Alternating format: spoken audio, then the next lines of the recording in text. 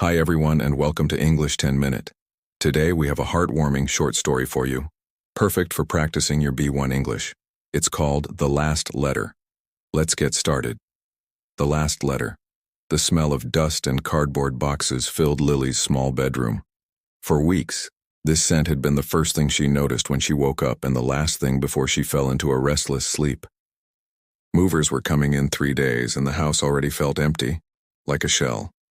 Sunlight streamed through the window, illuminating floating dust particles, but it didn't bring its usual cheer.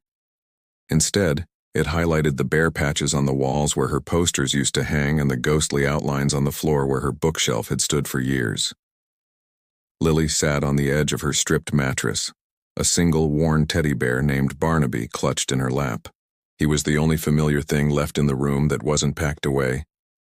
Leaving wasn't just about a new house or a new school. It was about leaving behind everything she knew, every corner that held a memory. Most of all, it was about leaving Noah, her best friend since kindergarten. They had promised to stay in touch, of course, with video calls and texts, but Lily knew it wouldn't be the same. How could a flickering screen replace sharing secrets under the old oak tree in Willow Creek Park, or laughing until their stomachs hurt while building terrible sandcastles at the community pool? A heavy sigh escaped her lips, making Barnaby's button eyes seem to look at her with sympathy.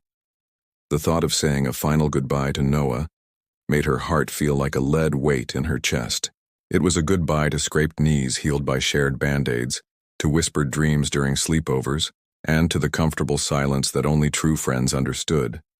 This house, this town, and Noah, they were all woven together, the fabric of her 12 years of life. The idea came to her like a tiny spark in the dimness of her mood. A letter.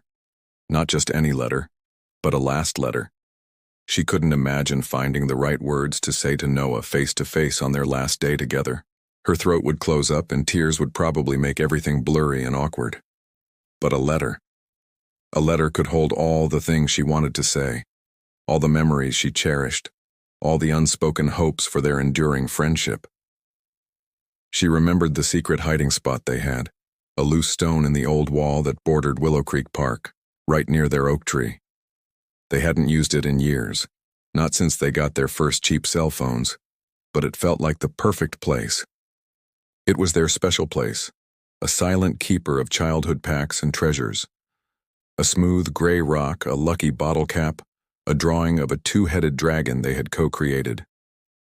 Lily imagined Noah finding her letter there, perhaps a few days after she'd gone, a tangible piece of their shared history. A small smile touched her lips for the first time that day. Yes, a letter was the right thing to do. It would be her way of saying a proper goodbye, a way to leave a part of her heart behind with him. She scrambled off the bed, a new sense of purpose replacing some of the sadness. She found a sheet of her favorite pale blue writing paper and her smoothest pen, the one that made her handwriting look almost grown up. The blank page looked daunting for a moment, a vast empty space like the future ahead of her. But then she thought of Noah's easy laugh and the way he always knew how to make her feel better, and the words began to form in her mind. Lily sat at the small wobbly desk the movers hadn't taken yet, the blue paper spread before her. She started writing, and once she began, the words flowed surprisingly easily. She wrote about their first meeting, when Noah had shared his swing with her because she was too shy to ask. She wrote about the time they tried to bake a cake for her mom's birthday and accidentally used salt instead of sugar, and how they had laughed until they cried. She filled the page with memories, little moments that seemed ordinary at the time, but now shone like precious gems. She didn't try to be overly sentimental, but she let her genuine feelings guide her pen. She told him how much his friendship meant to her, how he was more like a brother than just a friend. She wrote about how scared she was to leave, but also a little bit excited about the new adventure, and she hoped he would be happy for her, even though they would miss each other. The sun began to dip lower in the sky, casting long shadows across her room as she finished. She folded the letter carefully, her name and Noah's written on the outside in her neatest script. Holding it felt significant, like holding a fragile piece of her past. She slipped it into her pocket and quietly made her way out of the house, the floorboards creaking under her sneakers. The walk to Willow Creek Park was familiar. Every crack in the sidewalk, every overgrown garden a landmark of her childhood. The air was warm and carried the scent of freshly cut grass and the distant hum of evening cicadas. This walk, which she had taken hundreds of times, felt different today, heavier with unspoken farewells. When she reached the old stone wall, her heart beat a little faster. The loose stone was still there, just as they had left it, covered slightly by overgrown ivy. With a sense of quiet ceremony, Lily pulled the ivy aside. Her fingers fumbled for a moment, searching for the familiar give of the stone. As she was about to carefully pull it out to place her letter inside, she saw it. Tucked into the crevice already there was a small folded piece of paper. It was white, not blue, and the handwriting on the front, simple and a bit messy, clearly said, "For Lily." Her breath caught in her throat. Noah. He had thought of their spot too. Her own letter suddenly felt heavy in her pocket. With trembling fingers, she pulled out his note and unfolded it. It was shorter than hers, only a few lines, but each word hit her straight in the heart. "Lily," it read. "Heard you're moving. It's going to be really weird without you.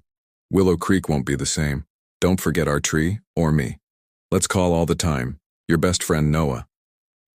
There was a small, slightly lopsided drawing of their oak tree at the bottom. A tear escaped her eye and traced a warm path down her cheek. But it wasn't an entirely sad tear. It was a tear of surprise, of understanding, of a deep, comforting connection.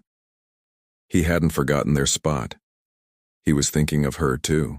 Lily stood there by the old wall for a long time, Noah's letter clutched in one hand, her own unspoken words still in her pocket.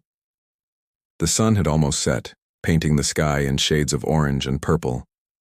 A gentle breeze rustled the leaves in the oak tree above, sounding like a soft whisper. She looked at Noah's simple, heartfelt note, then at the letter she had poured her own emotions into. In a way, his letter said everything that needed to be said. It was a promise, a shared memory, a reassurance. The sadness of leaving was still there, a dull ache in her chest, but it was now mixed with a quiet warmth. Knowing that Noah felt the same way, that he cherished their friendship just as much, made the future feel a little less scary, a little less lonely. She carefully folded his letter and put it in her pocket next to hers. Maybe she would give him her letter another time, or maybe she wouldn't need to. His few words had been enough. As she walked back home in the fading light, the houses beginning to glow with evening lamplight, the world didn't seem quite as empty. Change was coming, yes, but some things, the truly important things, had a way of remaining. The last letter she had intended to leave had been replaced by one she had received, a small, perfect echo of a friendship that distance couldn't erase. True connections, she realized, weren't really about place, but about the space held in each other's hearts. And that was the last letter. We hope you enjoyed this story and found it helpful for your English learning. What did you think of Lily and Noah? Let us know in the comments below. Don't forget to like and subscribe for more stories. See you next time on English 10 Minute.